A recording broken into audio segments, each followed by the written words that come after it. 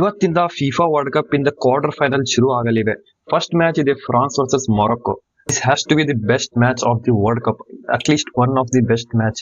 ಒಂದ್ ಕಡೆ France the final stage ಅವ್ರಿಗಿಂತ ಬೆಟರ್ ಟೀಮ್ ಇಲ್ಲ ಅನ್ಸುತ್ತೆ. ಇನ್ನೊಂದ್ ಕಡೆ ಮೊರೊಕ್ಕೊ ಲಾಸ್ಟ್ ಟೈಮ್ ಫ್ಲೂಕಲ್ಲ ಅಂತ ಪ್ರೂವ್ ಮಾಡಿದ್ದಾರೆ ಅವರು. ಆದ್ರೆ ಅವ್ರಿಗೆ ಒಂದ್ ಡ್ರಾಬ್ಯಾಕ್ ಏನಪ್ಪಾ ಅಂದ್ರೆ ಲಾಸ್ಟ್ ಮ್ಯಾಚ್ ಅಲ್ಲಿ ಅವ್ರ ಸ್ಟ್ರೈಕರ್ ಇಂಜರ್ಡ್ ಆಗಿದ್ದ, ಇಸ್ಮಾಯಿಲ್ ಸಾಯ್ವರಿ.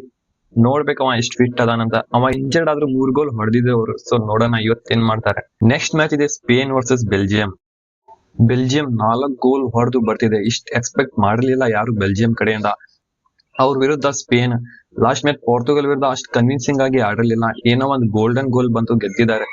ಕಂಪೇರ್ ಮಾಡಿದ್ರೆ ಸ್ಪೇನ್ ಸ್ವಲ್ಪ ಬೆಟರ್ ಅನ್ಸುತ್ತೆ. ಸೊ ನಾ ಸ್ಪೇನ್ ಮುಂದೆ ಹೋಗುತ್ತೆ ಅಂತ ಪ್ರೆಡಿಕ್ಟ್ ಮಾಡ್ತೇನೆ. ನೆಕ್ಸ್ಟ್ ಇದೆ Norway versus England. Best friend meet ಆಗ್ತಿದ್ದಾರೆ ವರ್ಲ್ಡ್ ಕಪ್ ಅಲ್ಲಿ. ನಾರ್ವೆ ಅಂತೂ ಹಾಲಂಡ್ ಮೇಲೆ ನಿಂತಿದೆ. ಹಾಲಂಡ್ ಗೋಲ್ ಹೊಡೆದ ಗೆಲ್ಲುತ್ತೆ, ಇಲ್ಲ ಗೆಲ್ಲಲ್ಲ. ಆ ಕಡೆ ಇಂಗ್ಲೆಂಡ್ ಕಲೆಕ್ಟಿವ್ ಆಗಿ ಆಡಿದೆ, ಅಷ್ಟು ಕನ್ವಿನ್ಸಿಂಗ್ ಅಂತೂ ಆಡಿಲ್ಲ. ಬಟ್ ಏನೋ ಮ್ಯಾಜಿಕ್ ಇದೆ ಅವ್ರ ಟೀಮ್ ಅಲ್ಲಿ ಅನ್ಸ್ತಿದೆ. ಸೊ ನಾ ಇಂಗ್ಲೆಂಡ್ ಗೆ ಮುಂದಿರ್ತೀನಿ. ನಾರ್ವೆದ ಫೇರಿ ಟೇಲ್ ಸ್ಟೋರಿ ಇಲ್ಲೇ ಎಂಡ್ ಆಗ್ಬಹುದು. ನೆಕ್ಸ್ಟ್ ಇದೆ ಸ್ವಿಟ್ಜರ್ಲ್ಯಾಂಡ್ ವರ್ಸಸ್ ಅರ್ಜೆಂಟೀನಾ.